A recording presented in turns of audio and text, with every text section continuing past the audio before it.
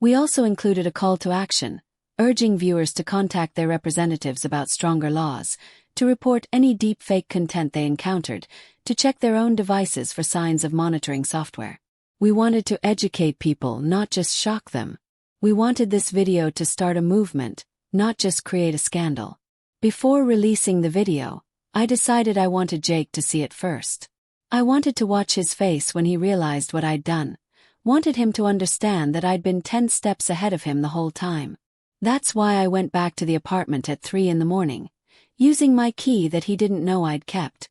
That's why I woke him up and made him sit at his computer while I showed him everything we'd compiled. The look on his face when the video started playing was everything I'd imagined and more. Confusion gave way to recognition, recognition to horror, horror to panic. He tried to grab the laptop, tried to stop the video, but I'd already uploaded it to multiple platforms. It was out there, spreading across the internet even as we sat in his dark apartment. "You're insane," he whispered, his hands shaking. "You can't do this. This will ruin my life. My career, my family, everything. Sarah, please, you can't." He was crying now, tears streaming down his face, but I felt nothing. No sympathy, no regret, just cold satisfaction that finally he understood what it felt like to lose everything. "You ruined your own life, Jake. Every single choice was yours. You chose to violate me, to violate dozens of other women. You chose to profit from our pain, to build a business on our bodies. You chose to create a community where men could abuse women without consequences. This isn't me destroying you. This is you facing the consequences of your own actions." My voice was steady, detached, like I was explaining a medical diagnosis to a patient's family. I pressed the upload button on the final platform while he watched. Within seconds, the video started spreading. I'd sent it to every major news outlet, every tech blog, every social media platform that might give it traction. I tagged his employer, his family, his friends, everyone he knew. I'd created a website with additional resources, with full documentation, with ways for other victims to come forward. Jake collapsed back into his chair, his face in his hands, his whole body shaking with sobs. He looked like a broken man, and part of me felt a twinge of something that might have been pity if I'd had any capacity for it left.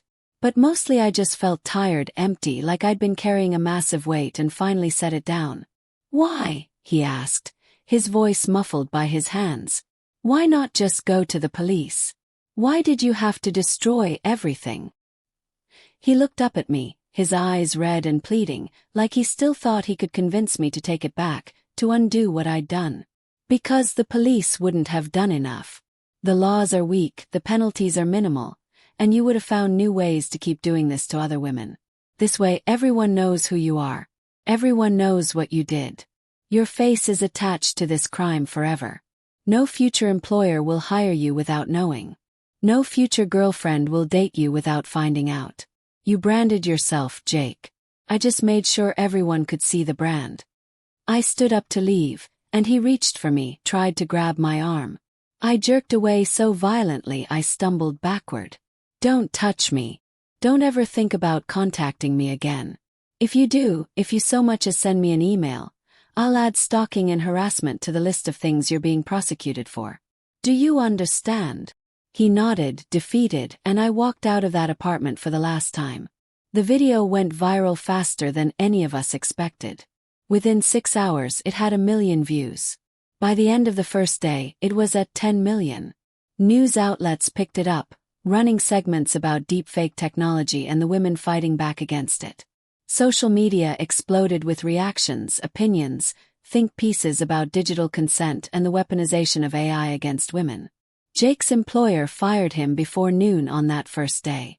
They released a statement condemning his actions and promising to review their hiring and oversight procedures. His family started calling me, some apologizing, some angry, all confused and hurt by what had been revealed. I blocked most of them. I had no energy for their pain when mine was still so raw. The media attention was overwhelming. Every news organization wanted an interview, wanted to hear my story directly. I did a few, carefully chosen ones that I thought would reach the right audiences. I told my story over and over, answering the same questions. hearing myself describe the violation in clinical terms because that was the only way I could get through it without breaking down. Public reaction was mixed, which shouldn't have surprised me but somehow did. Most people were supportive, outraged on my behalf, calling for legal reform and harsher penalties for deepfake creators. But there was a loud minority who blamed me for going public, who said I should have handled it privately, who accused me of ruining Jake's life over what they called a victimless crime. The victimless crime comments were what hurt most, because they revealed how little people understood about what had been done to us. This wasn't about pixels on a screen. This was about consent, about control over our own images and identities. Every video Jake created was a violation, a theft of something that belonged to us and only us. The fact that it wasn't our actual bodies didn't make it less traumatic. Other women started coming forward with their own stories, their own discoveries of being turned into deepfake pornography by men they trusted.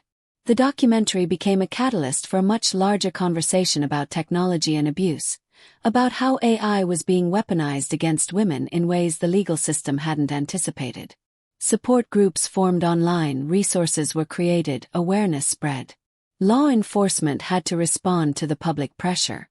They arrested Jake within 48 hours of the video going viral, charging him with identity theft, distribution of obscene material, and running an illegal business.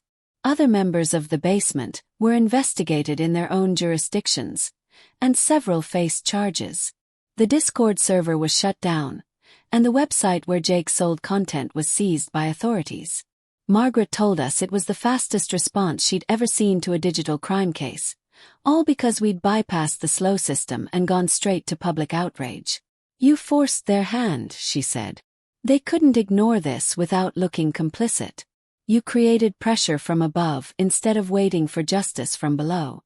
It was risky, but it worked." But working didn't mean easy. The attention on me was relentless, exhausting, often cruel. People recognized me on the street, at work, in restaurants. Some wanted to offer support, but others wanted to lecture me about vigilante justice or ask invasive questions about my sex life. I couldn't go anywhere without being Sarah, the deepfake victim, the woman who'd destroyed her boyfriend's life on the internet. I had to take a leave of absence from the hospital. The attention was affecting my work, affecting my patients, affecting my colleagues who didn't know how to act around me anymore. Monica stayed with me through those first brutal weeks, fielding calls, managing my social media, making sure I ate and slept and didn't do anything self-destructive. Emily and I talked almost daily, processing everything that was happening, supporting each other through the aftermath of our shared exposure. She was getting attention too, as the ex-girlfriend who'd helped expose Jake. Some of it was positive, but some of it was vicious, people questioning her motives or accusing her of revenge for their breakup. We became each other's lifelines, the only people who truly understood what we were going through. The legal process was slow despite the public attention. Jake's lawyer tried multiple tactics to get the charges reduced or dismissed, arguing that the laws were unclear, that Jake had no criminal intent, that he was being persecuted because of public hysteria. It was infuriating to watch, to see him try to minimize what he'd done, to see him paint himself as the victim of an overreaction. But the prosecution had the video, had all the evidence Emily and I had compiled, had testimony from multiple women Jake had victimized. They offered him a plea deal. Plead guilty to reduce charges, serve 18 months in prison, 5 years probation, mandatory therapy, and registration as a sex offender in some jurisdictions. His lawyer advised him to take it, knowing that going to trial would likely result in a harsher sentence. Jake took the deal. He stood in court and admitted to what he'd done, reading from a prepared statement that sounded more like his lawyer's words than his own. He apologized to me, to Emily, to all the women he'd hurt. He said he was getting help, that he understood why what he'd done was wrong, that he took full responsibility. Every word felt hollow, performative, designed to get him the minimum consequences possible. I attended his sentencing hearing, sitting in the back of the courtroom, watching him cry as the judge handed down the sentence. 18 months in prison felt like nothing compared to what he'd done, but it was more than most deepfake creators ever faced. It was precedent, Margaret said. It was progress. I tried to feel satisfied with that, but mostly I just felt empty. The documentary sparked real legislative change. Within 6 months, 3 states had passed comprehensive laws specifically targeting deepfake pornography. Tech companies started investing in detection tools, in policies for removing content, in education about digital consent. Congress held hearings about AI and abuse, calling experts to testify about the scope of the problem and potential solutions. Emily and I were asked to testify at one of those hearings, to tell our stories to lawmakers who had the power to create real change. It was terrifying and empowering, sitting in that formal room, speaking into microphones, knowing that my words might influence legislation that could protect thousands of other women. We explained the technology, the emotional impact, the legal gaps that let men like Jake operate with impunity. The laws that eventually passed weren't perfect, but they were something. They made deepfake pornography explicitly illegal, created real penalties for creation and distribution, gave victims pathways to legal recourse. Some states went further, requiring tech companies to implement detection systems, mandating education about digital consent in schools, creating special units in law enforcement to handle these cases. But the cultural change was slower, messier, more resistant. People still minimized what had happened to us, still questioned whether deepfakes were really that harmful if they weren't real images. Men's rights groups rallied around Jake and others like him, claiming they were being persecuted for thought crimes or creative expression. The backlash was constant and exhausting. Emily and I started a non-profit organization dedicated to educating people about deepfakes and advocating for victims. We called it Reclaim AI, and we funded it partly through donations and partly through speaking engagements. We traveled to conferences, to schools, to tech companies, explaining the problem and pushing for better solutions.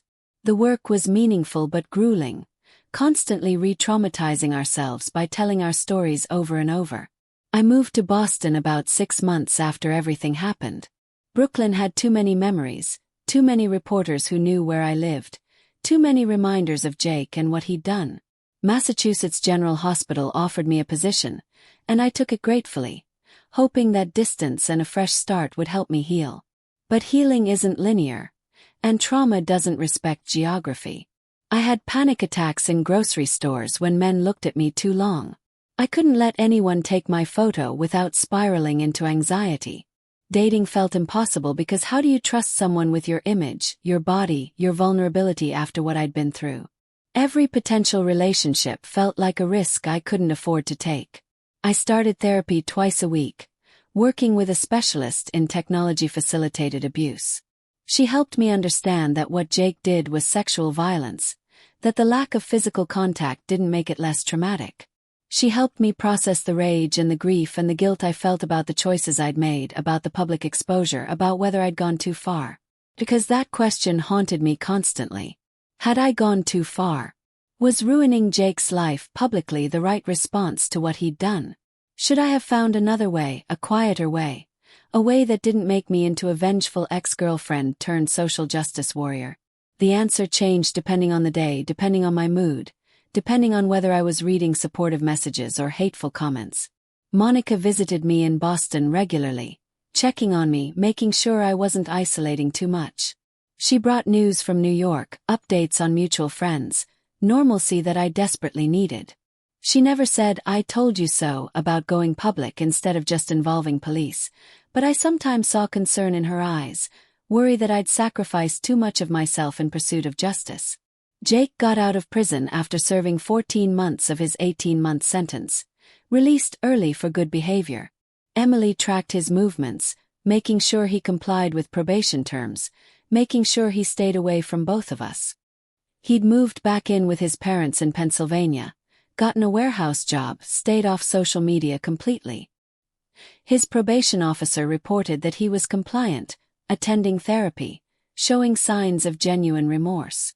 I wondered sometimes if he really had changed, if prison and public humiliation had actually taught him something about consent and respect.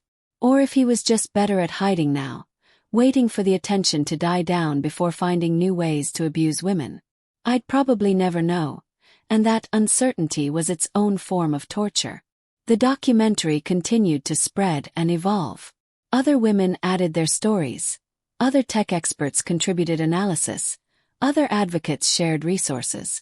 It became less about me and Jake specifically and more about the broader issue of AI-facilitated abuse. That distance was both relief and loss, because my personal trauma had become public property, educational material, a cautionary tale told to millions of strangers. I tried dating again about a year after everything happened. Marcus was a teacher I met through mutual friends, kind and patient and understanding about why I was so hesitant about physical intimacy and photos. We went on a few dates and I thought maybe I could do this, maybe I could trust someone again. Then he tried to take a selfie with me at a restaurant, and I had a full panic attack right there, hyperventilating and crying and unable to explain why. Marcus was understanding, said he'd give me space, but I never returned his calls. It wasn't fair to him to start something when I was still so broken. It wasn't fair to me either, to force myself into vulnerability before I was ready.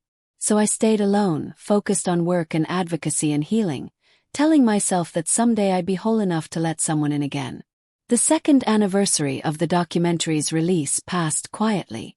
The media had mostly moved on to newer scandals, newer outrage. Reclaim AI continued its work, but Emily and I had hired other staff to handle most of the day-to-day operations. We were both exhausted, both needed to step back and focus on our own recovery instead of constantly advocating for others. I still got messages from women discovering they'd been turned into deepfakes, women seeking advice or support or just someone who understood. I tried to respond to all of them, tried to offer the help I wished someone had given me. But sometimes it felt like fighting a losing battle, like for every Jake we exposed, 10 more were learning the technology, joining new communities, finding new ways to violate women. The laws helped, but they weren't enough. The technology kept advancing, becoming more accessible, more realistic, harder to detect. New forums replaced the basement. New creators replaced Jake and his friends. The problem was systemic, cultural, rooted in how society viewed women's bodies as public property available for consumption and manipulation. Changing laws was easier than changing that fundamental belief. Looking back now, I still don't know if I made the right choices. The documentary exposed Jake and created real change, but it also cost me pieces of myself that I'll never get back. My privacy, my anonymity, my ability to trust easily, my belief that love was something pure and separate from violence. Those things died the night I found those videos, and no amount of justice or revenge could resurrect them. But I also think about the women who weren't victimized because we exposed the basement. I think about the laws that were passed, the awareness that was raised, the conversations that happened because we refused to be quiet victims. I think about Emily finding closure, about Rachel and the other women getting validation that what happened to them was real and wrong. Maybe that's enough. Maybe that has to be enough. Some days I wish I just walked away, just left Jake and never looked back, just let karma or the universe or the justice system handle him in their own time. Those are the days when the weight of public exposure feels too heavy, when I'm recognized in a coffee shop or when another journalist wants to interview me for the 5-year anniversary piece. Those are the days when anonymity feels like the greatest luxury in the world. But most days I'm glad I fought back. I'm glad I didn't let Jake make me a passive victim, didn't let him keep violating me and other women without consequences. I'm glad I used the tools available to me, even if those tools were brutal and public and permanent. I'm glad that when he thinks of me now, he doesn't remember me as the girlfriend he fooled and betrayed. He remembers me as the woman who destroyed him. That's a strange thing to be proud of, destroying someone. It's not the kind of pride I imagined feeling about my life. I thought I'd be proud of saving children's lives at the hospital, or of building a family, or of creating something beautiful in the world. Instead, I'm proud of being ruthless enough to expose a predator, strategic enough to bypass a broken system, angry enough to demand real consequences. The documentary has been viewed over 70 million times now. It's been translated into 12 languages, used in schools and universities, referenced in court cases and legislative hearings. It's bigger than me, bigger than Jake, bigger than what happened in that Brooklyn apartment. It's become a movement, a resource, a weapon that other women can use when they discover they've been violated by someone they trusted. I've been asked to write a book about my experience, to expand on the documentary, to provide more context and analysis and advice. I'm considering it. I'm standing in his apartment at 3 in the morning, watching his face turn white as he realizes what I've just done. The laptop screen in front of us shows every single video, every deepfake, every sick conversation with his friends about my face being used in ways that make my stomach turn. His world is about to collapse, and he knows it. Let me take you back to where this nightmare actually began. Because nothing in life prepares you for the moment you discover that the person sleeping next to you every night is a monster. 3 months ago, I thought I had found the person I'd spend my life with. Jake and I had been together for 2 years, living in a small apartment in Brooklyn, planning our future like every other couple in love. We met at a coffee shop in Manhattan, one of those meet-cute moments that you think only happen in movies. I just finished a brutal 12-hour shift at Mount Sinai Hospital, still in my scrubs, exhausted and craving caffeine. He was sitting at a corner table with his laptop, programming something that looked impossibly complicated. When I accidentally bumped his table and spilled his coffee, he laughed instead of getting angry. That laugh should have been my first clue that something wasn't right, that it was too easy, too perfect, too rehearsed. But I was 28 and tired of dating apps and blind dates that went nowhere. Here was this handsome, successful guy who thought my clumsiness was charming instead of annoying. We talked for 3 hours that day, and I left with his number and butterflies in my stomach. Our relationship moved fast, maybe too fast. Within 3 months, we were talking about moving in together. Within 6 months, we'd signed a lease on a 1-bedroom in Brooklyn Heights. Nothing fancy but enough space for 2 people starting their lives together. My friends were supportive, saying Jake seemed like a good guy, stable, responsible, the kind of man who showed up when he said he would. Jake worked in software development for a startup in Manhattan, something to do with artificial intelligence and machine learning. I never fully understood what he did, even when he tried to explain it to me. He'd talk about neural networks and training models and data sets, and my brain would just shut off. I worked in pediatric nursing, and our jobs couldn't have been more different. But that difference felt good at first, like we balanced each other out.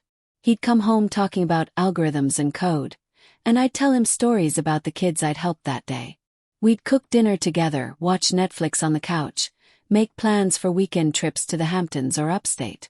Felt normal, comfortable, like we were building something real. The first year was exactly what I'd always wanted in a relationship. Jake was attentive, romantic in small ways that mattered. He'd leave notes on my pillow when he left for work before I woke up. He'd surprise me with takeout from my favorite Thai restaurant when I had a rough day. He remembered every important date, every story I told him, every preference I mentioned in passing. Looking back now, I wonder if that was all calculated too, if he was building a character designed to make me trust him completely. 'Cause that's what I did. I trusted him with everything, with my apartment key, with my passwords, with photos of myself that I'd never shared with anyone else. I trusted him with my body, my heart, my future. The cracks started showing around the 18-month mark. Subtle things that I told myself were normal relationship adjustments. Jake started spending more time on his computer, claiming his startup was in a critical phase and he needed to put in extra hours. He'd stay up until 2 or 3 in the morning, typing away in his office while I went to bed alone. I tried not to be that girlfriend who complained about work, who demanded attention when her partner was building a career. But the late nights became every night, and the distance between us grew. We stopped having sex as often, stopped talking about the future, stopped doing the little things that had made us feel connected. When I asked him about it, he'd kiss my forehead and promise things would get better once this project was finished. Just a few more weeks, he'd say. Just until they secured the next round of funding. Just until the product launched. The deadline kept moving and I kept believing him because I wanted to, because leaving felt harder than staying. Then came the password changes. We'd always been open about our devices, never hiding our phones or computers from each other. But suddenly Jake was changing all his passwords, adding facial recognition locks, keeping his laptop closed whenever I walked into a room. When I asked why, he said there was sensitive company information he needed to protect. That made sense on the surface. He worked in tech, they probably had confidentiality agreements and security protocols. But my gut was screaming that something was wrong, that nauseating feeling you get when reality and explanation don't quite line up. I started paying more attention, started noticing other things that didn't fit. His phone was always face down now, notifications turned off completely. He'd started taking calls in the bathroom with the shower running, claiming the acoustics were better for video conferences. He'd close browser windows the second I came near, claiming he didn't want to bore me with work stuff. Every explanation was reasonable, but together they painted a picture that made my stomach hurt. I tried talking to Monica about it, my best friend since nursing school. She listened while I described all these little changes, all the ways Jake had become secretive and distant. She asked me point blank if I thought he was cheating, and I said no because I genuinely didn't think that was it.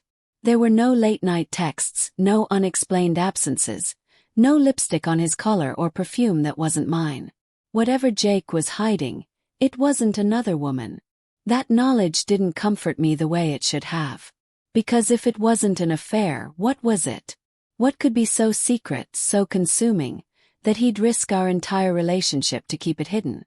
The possibilities kept me awake at night, imagining scenarios that got progressively darker and more disturbing.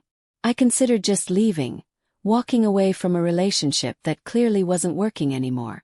But 2 years is a long time to invest in someone, and I kept thinking about the man I'd fallen in love with in that coffee shop.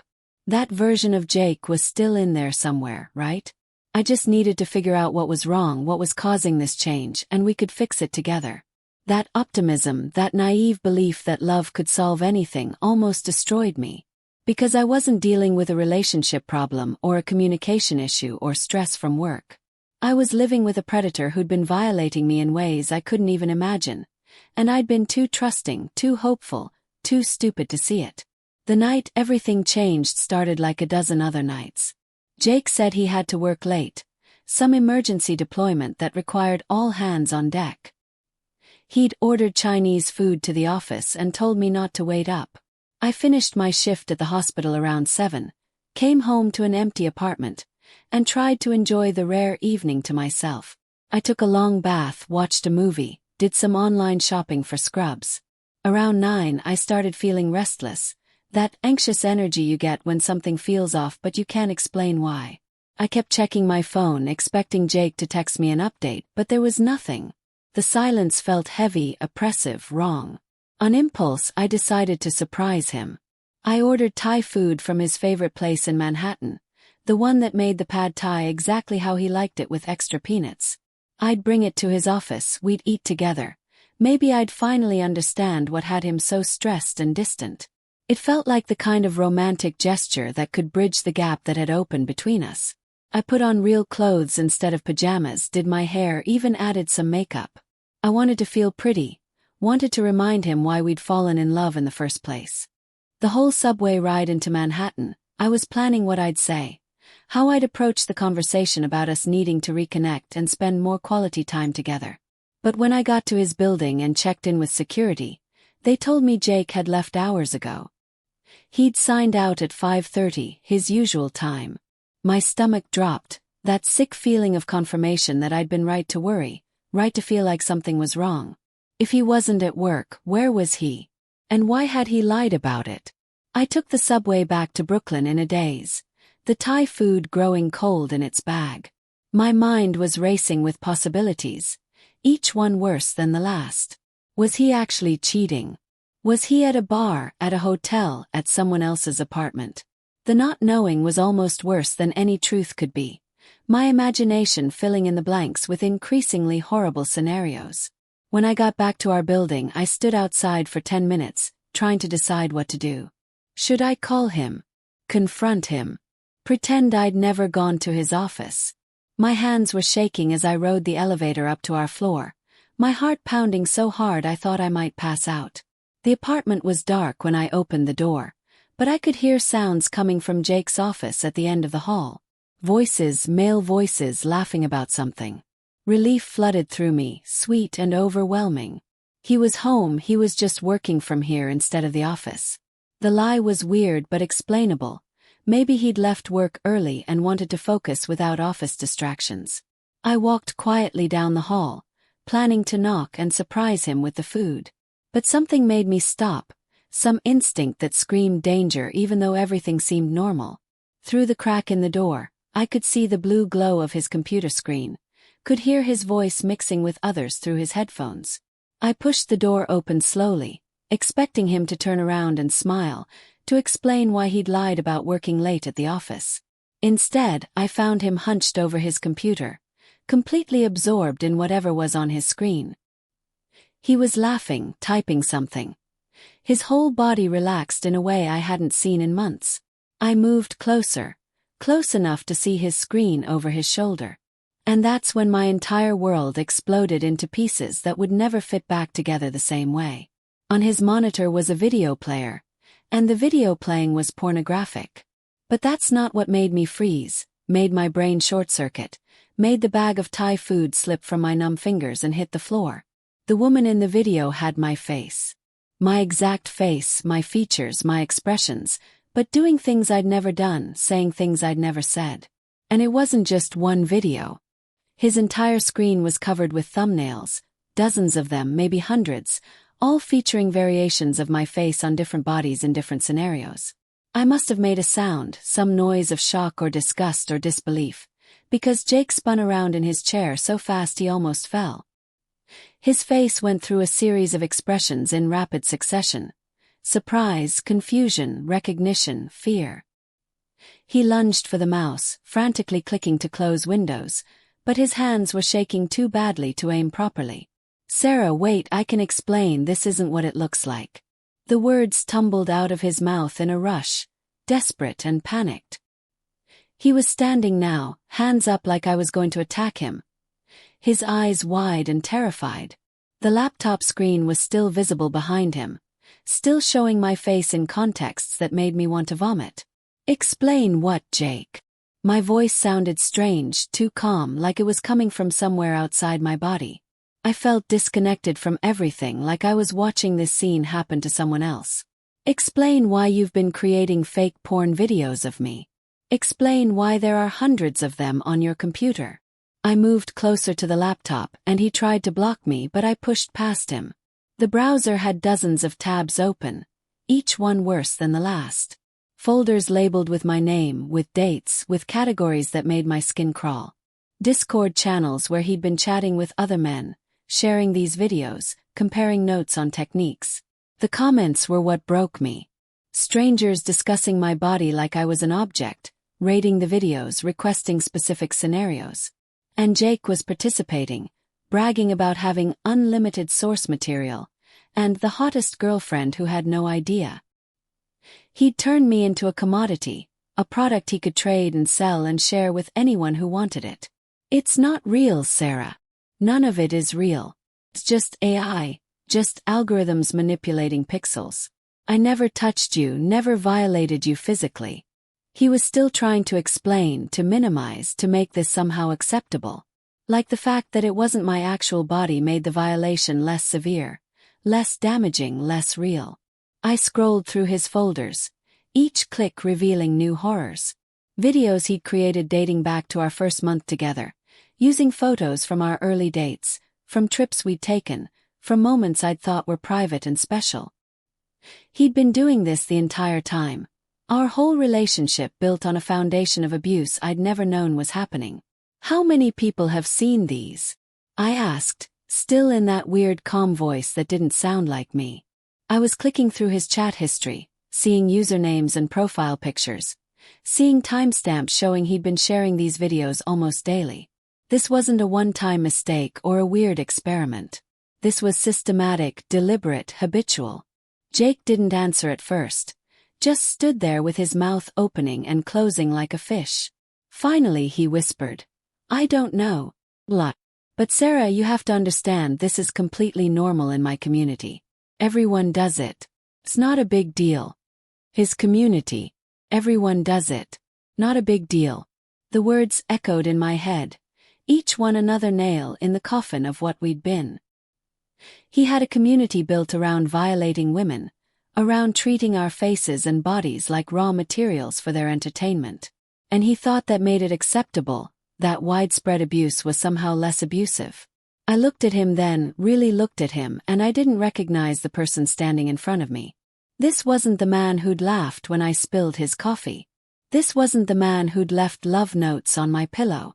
This was a stranger wearing Jake's face, and everything I'd thought I knew about him had been a carefully constructed lie.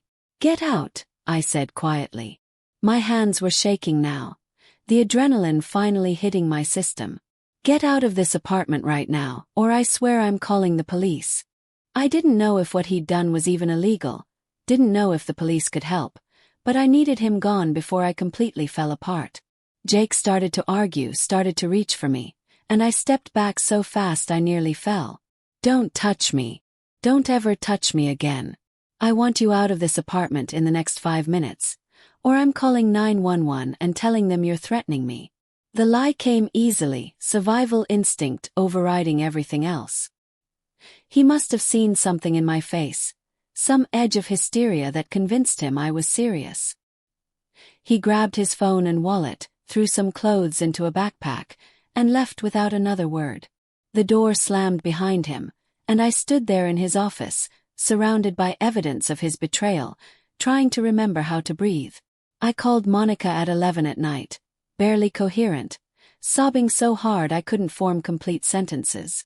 She lived in Queens, and she made it to Brooklyn in record time, let herself in with the spare key I'd given her years ago. She found me on the bathroom floor, still in my jacket, mascara streaked down my face. Monica held me while I cried, while I tried to explain what I'd found. She listened without interrupting, her face getting paler and angrier with every detail. When I finally ran out of words, she said quietly, "We're going to the police. Tonight. Right now." She was already pulling out her phone, ready to call. But I stopped her. "I need to think. I need to understand what he did, what I can prove, what the laws even are." The shock was wearing off, replaced by something colder and sharper. Rage, yes, but also calculation. If I went to the police now, emotional and incoherent, would they take me seriously?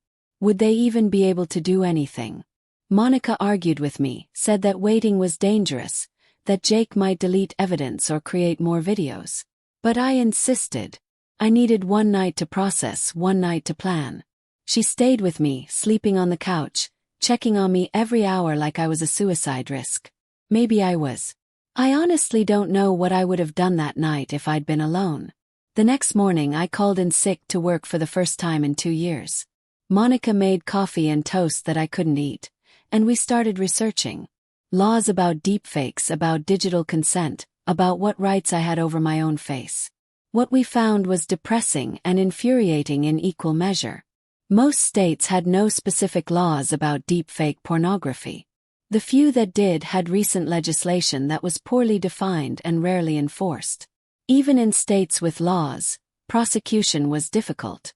You had to prove intent to harm, prove distribution, prove damages. And the penalties were laughably light compared to the violation. "This is insane," Monica kept saying, scrolling through legal forums and news articles. "How is this not illegal everywhere? How is this not treated like the sexual assault that it is?" But the law hadn't caught up to the technology, and men like Jake were exploiting that gap with impunity. I spent that whole day going through Jake's computer, documenting everything while Monica took photos as evidence. The more I found, the worse it got. He wasn't just creating videos of me. In his folders were videos featuring his ex-girlfriend Emily, his co-worker Rachel, his younger sister's college roommate, even his cousin's wife. This wasn't about me at all. This was who Jake was, what he did to every woman who trusted him enough to let him take her photo. He'd been doing this for years, maybe since he first learned how to use the technology. Every relationship, every friendship, every family connection was an opportunity to create more content. The Discord server he was part of, the one called The Basement, had over 200 active members. They shared tutorials on getting good source material, on avoiding detection, on monetizing their videos. They traded content like baseball cards, rating each other's work, giving feedback on realism and production quality. Reading their conversations made me physically ill.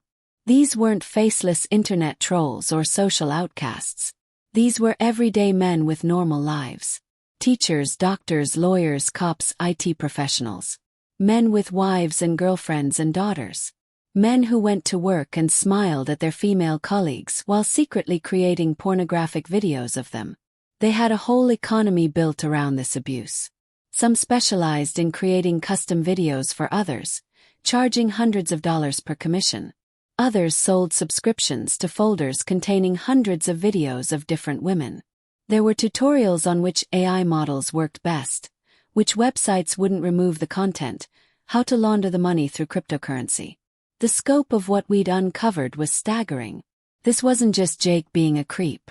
This was an entire underground industry built on violating women who had no idea they'd been targeted. And the worst part was how normalized it all was in their community. They talked about it casually, like discussing sports or weather, like it was a hobby instead of a crime. I found messages where Jake discussed specific women he was targeting, women he worked with or saw at the gym. He'd explain his strategy for getting good photos, for finding their social media, for creating content that looked realistic. Other members would encourage him, offer tips, request copies when he was done. It was systematic and calculated and absolutely chilling. Monica wanted to report the entire server to the FBI, to every law enforcement agency we could find. But I was thinking about something else. I was thinking about how the law had failed us, how these men operated in the open because they knew the consequences were minimal. I was thinking about justice versus revenge, and which one would actually protect other women. That's when I decided. I wasn't going to just report Jake to the police and hope for the best. I was going to destroy him. I was going to expose him so completely, so publicly, that he'd never be able to hurt another woman again. And I was going to do it in a way that would make every other man in the basement think twice before victimizing someone else. Monica looked at me like I'd lost my mind when I explained my plan. Sarah, you're talking about vigilante justice. You're talking about ruining his life, his career, his reputation. What if you go too far? What if there are legal consequences for you? She was worried about me, protective, but she didn't understand yet how far gone I already was. He ruined my life first, I said, and my voice was steady for the first time since I'd found those videos. He violated me in ways I didn't even know were possible. He made money off my face, shared me with strangers, turned me into a commodity. And he did it to other women too. How many more will there be if I just let the justice system slap him on the wrist and tell him not to do it again? I could see Monica wavering, see her anger at Jake warring with her concern for me. Finally she said, "Okay. But we do this smart. We document everything, we build an airtight case, and we protect ourselves legally. And if at any point this gets too dangerous or too crazy, we stop. Deal?" I agreed, even though I knew I was lying. I wasn't going to stop until Jake paid for what he'd done. The first step was pretending to forgive him. I texted Jake that evening saying I'd overreacted, that I wanted to talk things through. He called immediately, his voice shaky with relief and hope. He apologized over and over, swore he'd delete everything, promised he'd never do it again. Every word was a lie, but I matched him lie for lie, saying I understood, saying we could work through this. We met for coffee the next day, neutral territory where I could control my reactions. Jake looked terrible, like he hadn't slept at all. He reached for my hand across the table, and I let him take it even though my skin crawled at his touch. He explained that it was just a hobby that got out of hand, that he never meant to hurt me, that he'd seek therapy if that's what I needed. I played the role of the forgiving girlfriend perfectly. I said I needed time but that I still loved him, still wanted to make our relationship work. I suggested he move back into the apartment but sleep in the guest room while we rebuilt trust. He agreed eagerly, desperate for any chance to fix what he'd broken. The fool actually thought I meant it. While Jake was at work, I installed monitoring software on all his devices. Monica found a cybersecurity friend who gave us tools that would mirror everything Jake did to a cloud drive I controlled. Every file he opened, every website he visited, every message he sent, I would see it all in real time. He thought he was coming home to reconciliation. He was actually walking into a trap. Over the next 2 weeks, I watched Jake through my secret access to his computer. He'd sworn to delete everything, promised he was done with the basement, claimed he was changing for me. But within 3 days he was back online, creating new videos, chatting with his community like nothing had happened. He'd even created new videos of me using recent photos I'd let him take because I'd pretended to trust him again. But the worst discovery came on day 10 of my surveillance. Jake wasn't just creating content anymore. He was selling it. He'd set up an online store on a dark web marketplace, offering custom deepfake videos for $200 each. Customers could send him photos of women they knew, and he'd create personalized pornographic content within 48 hours. His store had reviews, 5 stars, satisfied customers praising the quality and realism of his work. He'd completed over 50 commissions in the past 6 months alone, making tens of thousands of dollars by violating women who would never know they'd been targeted. This wasn't a hobby or an addiction or a mistake. This was Jake's side business. His entrepreneurial venture built on digital sexual assault. I screenshot everything, downloaded every file, documented every transaction. Monica and I built a timeline of Jake's activities, a comprehensive record of every woman he'd victimized and every man he'd sold content to. We identified patterns, traced his customers, found connections to other creators in his network. What started as revenge was becoming an investigation. That's when Monica suggested we reach out to Emily, Jake's ex-girlfriend. We found her on Facebook, living in Boston now, working in cybersecurity. I spent an hour crafting the perfect message, something that would get her attention without scaring her off. I kept it vague. I'm Jake's current girlfriend, and I've discovered some concerning things about his behavior. I think you might have experienced something similar. Can we talk? Emily called me within an hour of reading the message. Her first words were, "He made videos of you too, didn't he?" The resignation in her voice told me everything. She'd known or suspected, or found something that she couldn't prove. We talked for 3 hours that first conversation, comparing notes, sharing experiences, realizing that Jake's pattern of abuse went back years. Emily told me that she'd found weird files on Jake's computer when they were together, folders with her name containing what looked like screenshots from porn videos. When she'd confronted him, he'd convinced her she was mistaken, that they were just regular photos saved in a confusing way. She'd believed him because she'd wanted to, because leaving would have meant admitting she'd wasted 2 years on someone who violated her trust.